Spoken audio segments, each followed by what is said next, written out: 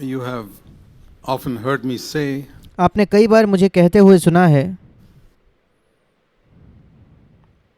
that we can live by one verse. कि हम एक वचन से जी सकते हैं। Do you remember what that is? क्या It's आपको in याद है वो क्या Philippians है? chapter 2. फिलिपियों की पत्री 2 अध्याय। If you understand it properly, you can live all your life with one verse of scripture. अगर आप इसको सही से समझ जाओगे तो अपना जीवन भर आप इस एक वचन के द्वारा ही जी सकते हो। But you must know the Bible before that. पर उसके पहले आपको बाइबल मालूम होना जरूरी है।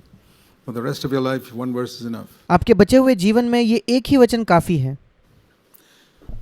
Philippians 2 verse 5. फिलिपियों की पत्री 2 अध्याय 5वां वचन।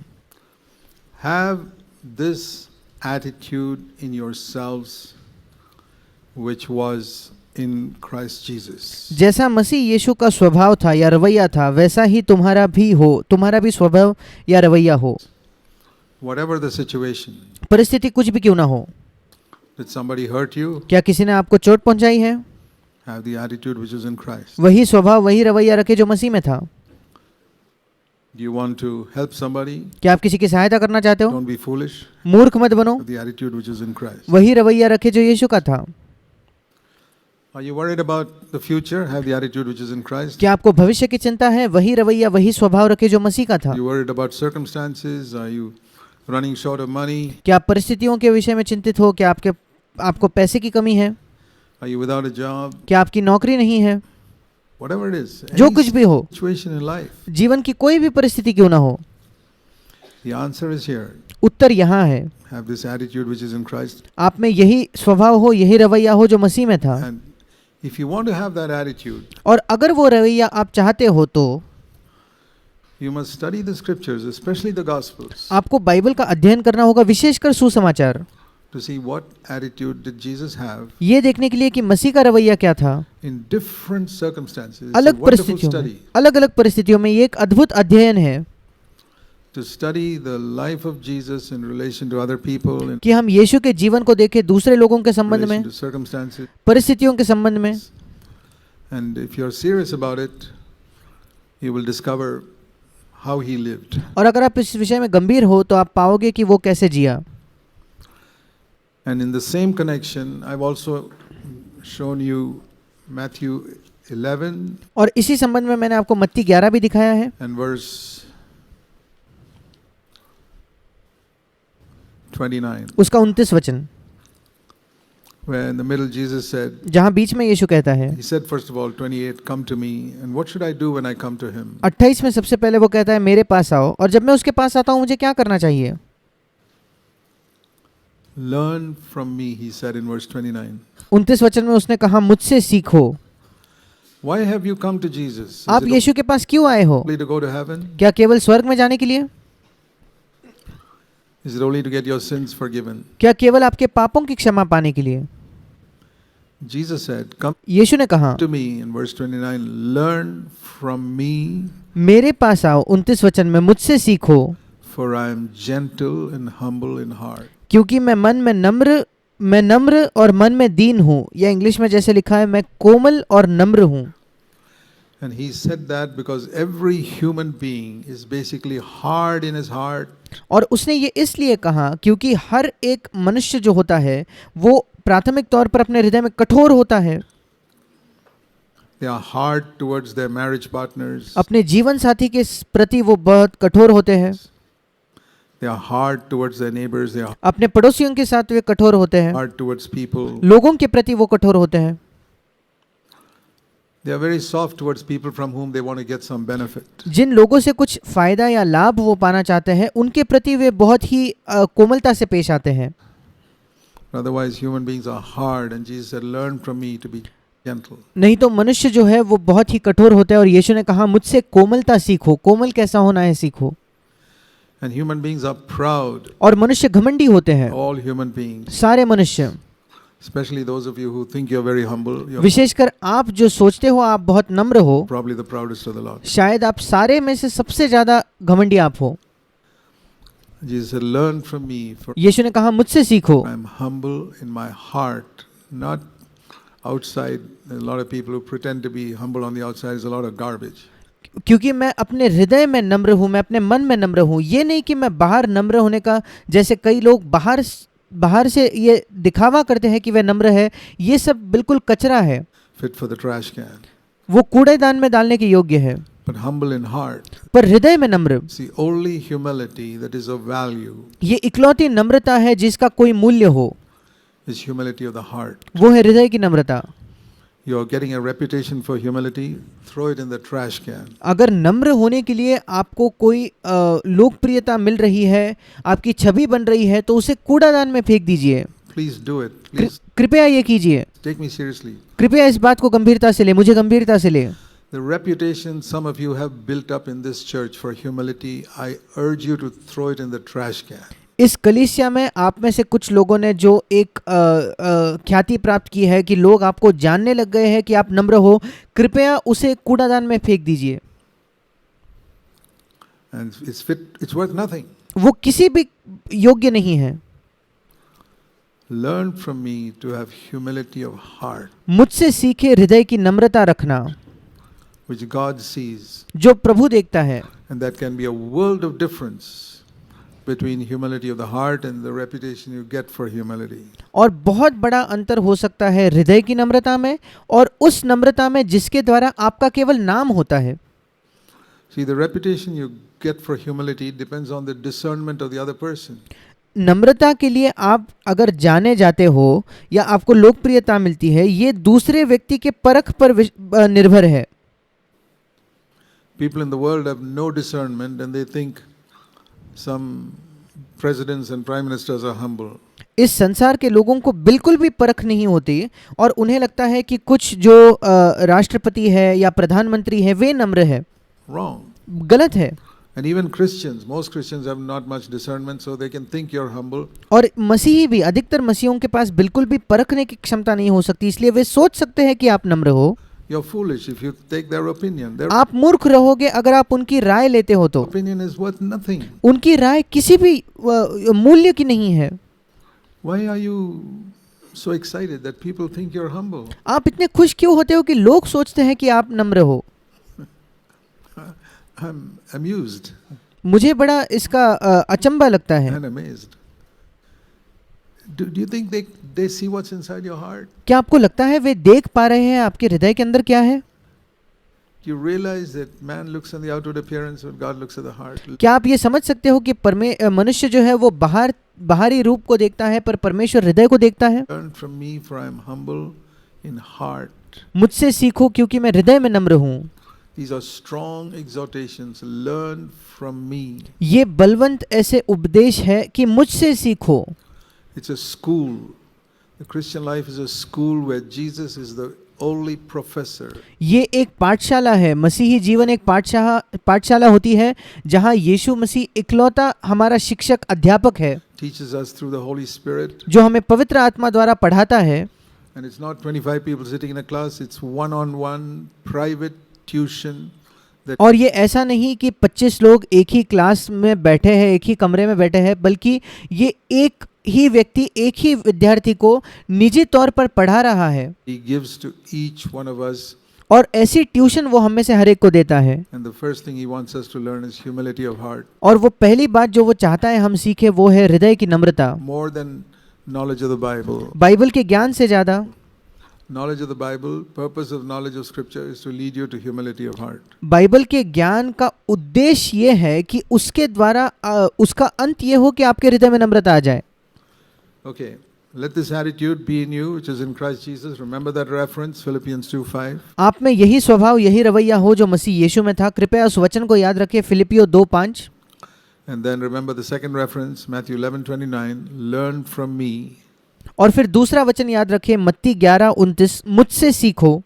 And a third verse. I want तीसरा वचन, you to remember these three verses always. मैं चाहता हूँ कि ये 3 वचन आप निरंतर याद रखो, हमेशा याद रखो। Even if you don't remember the references. यद्यपि आपको कौन सा रेफरेंस है, कौन सा वचन है वो नहीं मालूम होगा तो भी। The other is Hebrews chapter 12 तीसरा है इब्रानियों की पत्री उसका 12वां अध्याय and verse 2. दूसरा वचन, Looking unto Jesus, यीशु की ओर ताकते रहे या यीशु को देखते हुए, or As the NESP says, fixing our eyes on Jesus, that means और जैसे इंग्लिश के एक भाषांतर में लिखा है, अपनी आंखों को बिल्कुल दृढ़ता से यीशु पर लगाते हुए, looking away from everything else इसका मतलब दूसरी सारी अन्य बातों से अपनी आंखें मोड़कर unto Jesus alone. केवल यीशु को देखते हुए. So you have three wonderful exhortations. और आपके पास 3 अद्भुत ऐसे उपदेश है, प्रोत्साहन है. Let this attitude be in you which is in Christ Jesus. आप में यही स्वभाव, यही रवैया हो जो मसीह यीशु में था. And how to discover that? और हम ये कैसे पाए, कैसे खोज सकते हैं What that attitude was. कि वो रवैया क्या था? That's Philippians 2:5. वो है फिलिपियों की पत्री 2:5 में लिखा था. Go to Matthew 11:29. Learn from me. मत्ती 11:29 के पास जाइए, मुझसे सीखो, For I am gentle and humble in heart. क्योंकि मैं नम्र और मैं कोमल और मन में नम्र हूँ. Gentleness and humility go together. कोमलता और नम्रता ये साथ साथ जाती है. If you are humble in heart, you will be gentle. अगर आप हृदय में नम्र हो तो आप कोमल ही रहोगे. If you're not gentle, it's because you're not humble in heart. अगर आप कोमल नहीं हो, उसका कारण ये है कि आप हृदय में नम्र नहीं हो. And the other way around too. और इसका उल्टा भी सही है. And the third is looking unto Jesus. और तीसरा है यीशु की ओर देखते हुए. And where can I see Jesus? He is not physically here, but I see him in the Gospels. अब मैं यीशु को कैसे देख सकता हूँ? वो शारीरिक तौर पर तो आज यहाँ नहीं है, पर मैं उसको सुसमाचारों में देखता हूँ.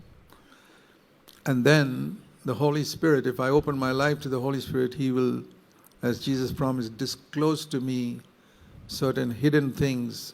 और फिर पवित्र आत्मा, जैसे यीशु ने वायदा किया, जब मैं पवित्र आत्मा की सुनता हूँ तो वो मुझे कुछ छिपी हुई बातें दिखाएगा. In Jesus' private life and यीशु के निजी जीवन में और रवैये में. From my knowledge of the scriptures, मेरे बाइबल के ज्ञान के द्वारा ही पवित्र आत्मा उन बातों को दिखाएगा.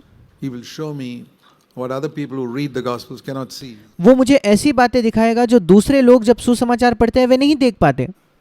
I mean, I'm sure many of you have seen certain things we have taught here, मैं निश्चित हूँ कि आप में से कुछ लोगों ने ऐसी बातें देखी है जो हम यहाँ सिखाते हैं, which you never discovered, which are written in the Gospels. जो आपने कभी पाई नहीं, जो सुसमाचारों में लिखी थी. Plain words there, वो बिल्कुल साफ शब्द थे वहाँ, but you didn't see it. पर आपने उन्हें देखा नहीं.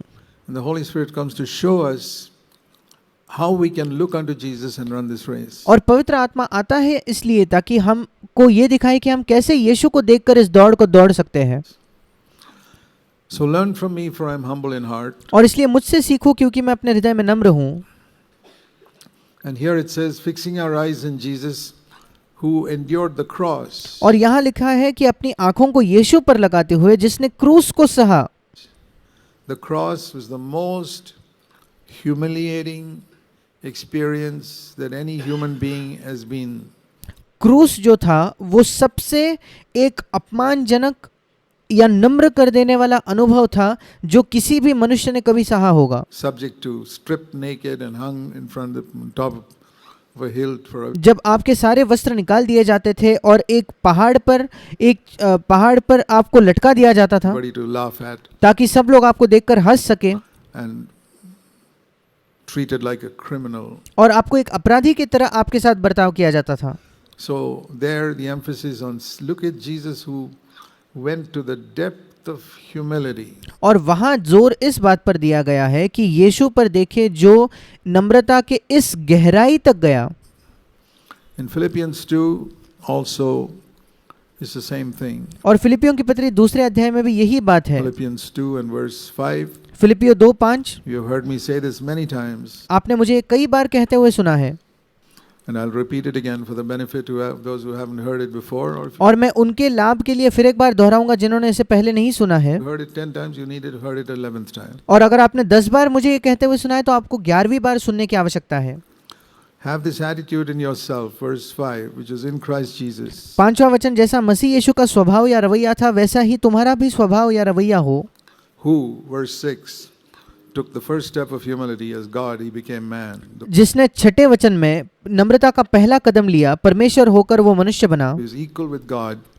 He did not grasp onto it. वो परमेश्वर के तुल्य था, उसके बावजूद उसने उसे रखे नहीं रखा, पकड़े नहीं रखा. That's the first step. वो पहला कदम था. Don't grasp onto some position you think you have. कोई भी पोजीशन या औदा अगर आपका हो जो आप समझते हो आपका है, उसे पकड़े ना रहे, थामे ना रहे, or what God gave you. या जो परमेश्वर ने आपको दिया है उसे ना जकड़े रहे। Don't think you're somebody important ये ना सोचे कि आप कोई महत्वपूर्ण व्यक्ति है because you've got some position क्योंकि आपका कोई औदा है, in the world or in the church, इस संसार में हो या कलीसिया में हो, or some reputation. या आपकी कोई इज्जत है, आपकी कोई प्रतिष्ठा है। He emptied himself. उसने अपने आप को रिक्त कर दिया, शून्य कर दिया, खाली किया। And then the second step, as a man, he could have been a king, but instead of being a king, he became not only a servant, but a bond servant, which is a slave.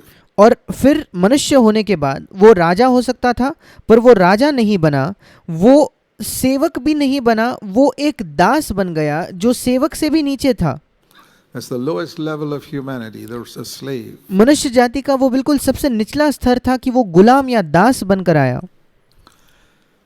That was the second step of humility. And then ये नम्रता का दूसरा कदम था। you think there's nothing lower than that, और फिर जब आपको लगता है कि अच्छा इससे नीचे तो कुछ हो ही नहीं सकता, but then he went to being crucified on a cross, which was recognized as the punishment for criminals. Though पर फिर वो उस क्रूस पर जाना उसने सह लिया जो तब के अपराधियों के लिए था और अपराधियों के की वो पहचान थी। he was not a criminal, यद्यपि वो खुद अपराधी नहीं था, he was treated like a criminal and he accepted it. उसके साथ एक अपराधी जैसा व्यवहार किया गया और उसने उसे स्वीकार किया Without opening his mouth, अपना मुंह खोले बिना, because he did it for us. क्योंकि उसने हमारे लिए वो किया। And there you see the third step of humility, and that's why you've heard me say और वहाँ आप नम्रता का तीसरा कदम देखते हो और इसीलिए आपने मुझे कहते सुना है, the secret of the Christian life is humility, humility, humility. मसीह जीवन का रहस्य है नम्रता, नम्रता, नम्रता। As we look at Jesus, not जैसे हम यीशु को देखते हैं वैसे, from the dictionary, डिक्शनरी से नहीं, looking unto Jesus. यीशु को देखते हुए।